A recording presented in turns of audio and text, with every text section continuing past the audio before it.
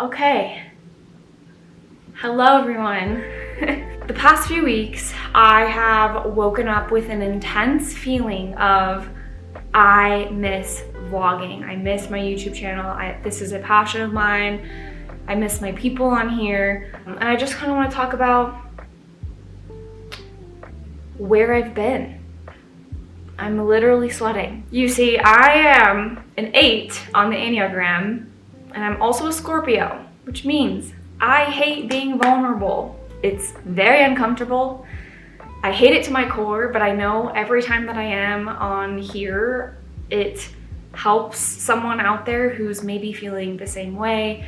And just like sharing my journey has always helped at least one person out there, and that's all I could ever ask for. So although it's painful to me to be vulnerable, I'm gonna do it.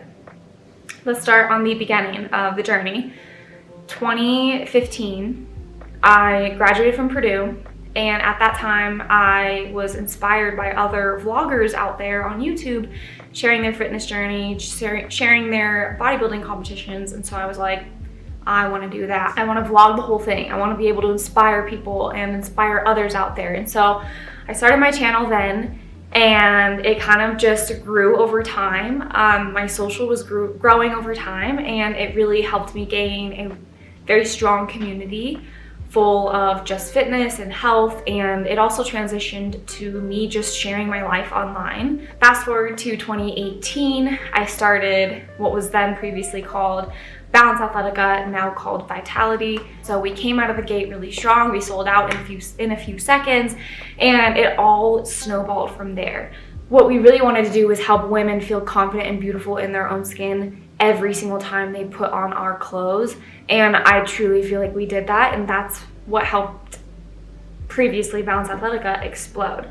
Back in 2021, 2022, we ended up changing our name, you guys. And a lot of it, when you do change your name, is negative, because you essentially have to rebuild everything you just poured your heart and soul into again from scratch. We lose brand recognition on socials, lose all of your authority online. People are just confused as to where Balance Athletica went. I want to sit down and maybe it's a podcast, maybe it's a book, I don't know, but I could talk about it for days. I finally sit here today, February 2025. I can say that we're finally back to where we were, and we're growing. We're better operators, we're a better business, we're better quality, we have a stronger mission. We're just overall better as people, as a brand, everything than we were before the name change, because we've been through so much turmoil with it. But that led me to feeling very overwhelmed and very down a lot of days. I was pregnant, which you guys know, when you're pregnant, the stress for the baby was horrible. Our house wasn't done yet, so we were living with my parents, and all we had in my parents was a bed and a few clothes in the closet. We moved in, and then 2 weeks later, our entire storage unit got broken into in Denver. All of our stuff got stolen, you guys, literally all of it.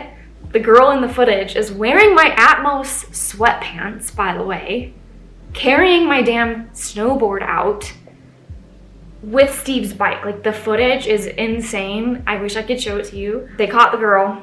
We didn't press charges, probably should have, but that's neither here nor there. So we were going through a lot of stuff with it was raining and pouring every single effing day, and life was honestly not fun. So to show up on YouTube when you are not in a good space, mentally, physically, emotionally, spiritually, everything, is the last thing you want to do. I truly believe God puts you through things that you are meant to go through to be a stronger and better person on the other side. And when you're going through things, you don't quite understand why. You just have to trust God is helping you grow through it, and that you needed those challenging times. So I sit here today a more grateful person, a happier person. I love life again. I'm waking up So excited for the day. We have Dallas, which is the absolute light of my life. Which has been so weird because I've lost a huge love of my life too. My dad got a surgery. You guys know that he was struggling with cancer for 8 years. The cancer had came back. I remember in September, before he got that surgery in December, we were out pulling weeds at my house, and he was helping us, him and my mom. And we sit down, and he is just sweating profusely and really white in the face, and I could tell something was wrong. And later, a few months later, he said, I knew the cancer was back. Like, in that very moment, I knew it was back. December, he got a surgery that essentially went into his tumor and dispersed thousands of chemo beads there. He was looking so good in January. He was recovering. The doctors were like, we're gonna get this thing and finish it off once and for all. He got that surgery in December. In January, he was looking really good. And then in February, March, he was starting to have a lot of trouble breathing. And everyone was like, oh, you have pneumonia. Went to the hospital, you have pneumonia. And then he went home, and it wasn't pneumonia, it was something else. He kept having to go in because he was every single day just having the hardest time breathing, to where he was sitting up at night. Like, he had to sit up to sleep. He was on an oxygen tank all day, every day. The day before, or a couple days before Dallas's first birthday party in April, he goes into the ER, and he comes home, still isn't doing good, so he ends up going back. It's funny because he was begging his doctor, please, I'll only be gone for 1 hour. I just want to go to my grandson's birthday. This is so hard. Of course, they wouldn't let him. Looking back, he probably just should have gone. Because that's who he is. He does what he wants. Long story short, he had to stay in intensive care, and I would go and see him a couple times a day, sit with him, make him feel okay. When you see somebody you love go through this type of thing time and time again, and they always make it out strong and they're okay, you don't think anything of it. You know, the 20th time, 30th time you've been in the hospital, you really think to yourself, they're gonna be okay. And so they're trying to tell me and my mom, hey, we gotta put him on the ventilator, and I'm like, no, we're not doing that. Don't care what you say, we're not doing it. And so a few days later, we finally make the decision, okay, we're okay to do this. And he like looks up at me, and he looks up at Max and Steve, and he's like, are you guys okay with this? And to me, in the time, I'm like, yes, of course I'm okay with this. Now looking back, I know what he was asking. He went on the ventilator, and I don't need to go into more detail after that. But I did lose my dad, and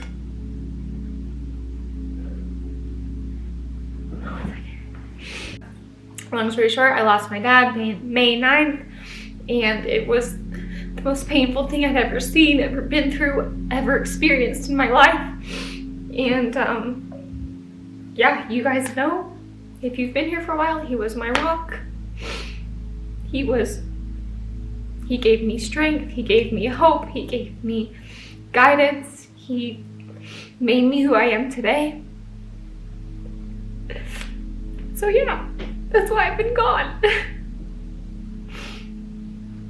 So that's where I've freaking been, dealing with a lot of intense business stuff. So grateful for the person I've become and the people we've become, and I'm really excited for the future with Vitality. With my dad, I'm still in pain. I'm still struggling, clearly.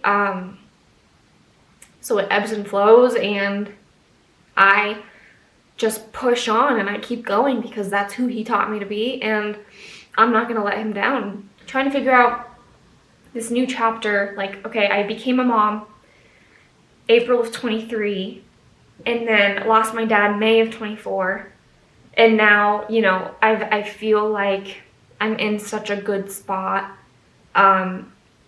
mentally, physically, spiritually, emotionally. I feel like so much of myself again. I'm laughing like I was. Dallas is my whole heart, my whole life, and I really want to be able to share this new chapter with you guys. I feel like in the past it's been so about like the goal. I'm always trying to be better than I was yesterday. That's just who I am. But this new chapter, I just feel so like happy and excited, and like I'm loving it so much. So to be able to share this new place that I'm in with you guys is going to be so much fun. Yeah, just so many great things to come this year. I'm excited for 25. 24 was the worst year ever, and 25 is about to be the best, and I'm speaking it into existence. So anyways, thank you guys for being here. Sorry for the emotional roller coaster I just put you on. I just felt like I couldn't come on here and be like, hey guys, nothing's wrong in my life, like let's start vlogging again. Like that just wasn't me, and it didn't feel right, and I felt like I just had to come on and tell the absolute truth of like where I've been and where we're going. So anyways, cheers to continuing on with your passions and the things that you love doing in life, and to me, that is this YouTube channel. I love you guys. As we go. Okay. Let's take a photo. Oh. Smile. Smile. You ready? Going to our new favorite spot in town, which is a sushi place that just opened. So I'm very excited because it's so good. It's literally our go-to now. Let's do this. Wow. Water on the rocks? I'll probably just do sparkling water with lime. Ooh, me too. Say Mimi.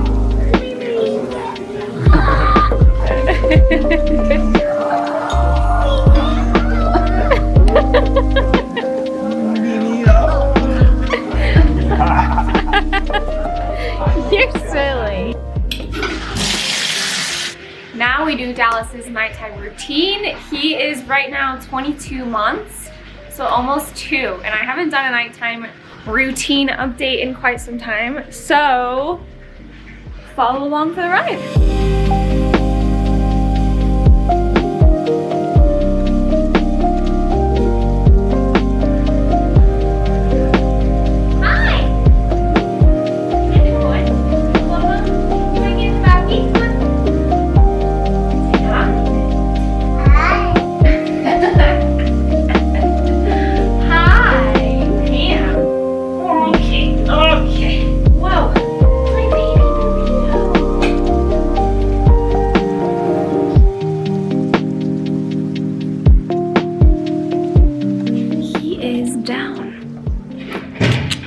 I mean, these days he goes to bed so easy, so fast, like it's truly insane. He's down and then done, which you guys know, we struggled with Dallas sleeping. He didn't sleep for like 18 months. It was horrible. He was up from midnight to 5 a.m. pretty much every day. It was bad. Okay, now it is 7:15. Dallas is literally right there sleeping. I'm gonna pick out my workout outfit in the morning.